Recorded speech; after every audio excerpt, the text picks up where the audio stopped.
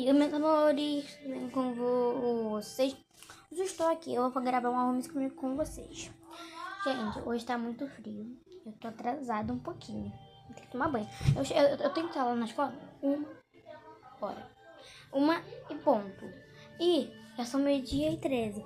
Eu preciso tomar banho até 12h20 pra conseguir arrumar meu cabelo, conseguir colocar meu tênis, pra conseguir me arrumar, passar minha maquiagem e ir pra escola. Meu Deus, vamos. Vamos logo. Eu vou usar a blusa da escola. A blusa da escola, olha. Gente. Atrás. Essa blusa da escola. Olha, eu vou usar uma calça jeans, olha.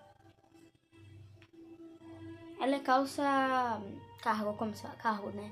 Ela é uma calça cargo. É o que não é muito importante, que eu preciso usar, né? Aqui minhas coisas. E eu vou tomar banho e já volto com vocês.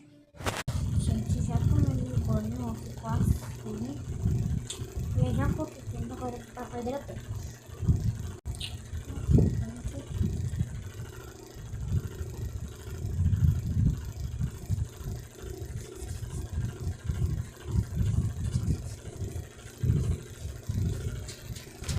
Gente, agora eu vou passar o perfume. Esse body spray. Foi. Gente, agora eu vou fazer uma maquiagem. Primeiro, eu vou passar um blush. Um blush, tá bom? Um blush bem bonitinho.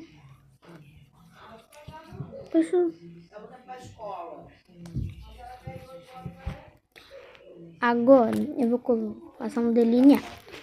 Gente, tô olhando pra lá porque tem um espelho ali, tá?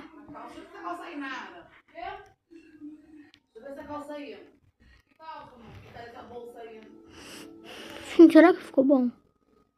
Não. Não ficou bom.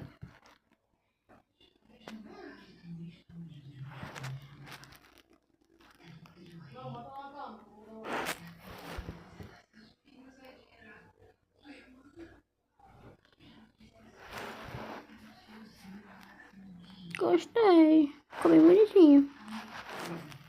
Gostava. Agora eu vou passar o rímel. Gente, eu vou cadê? Esse aqui é um pouquinho maior, olha. Um pouquinho maior só. Pequenininho.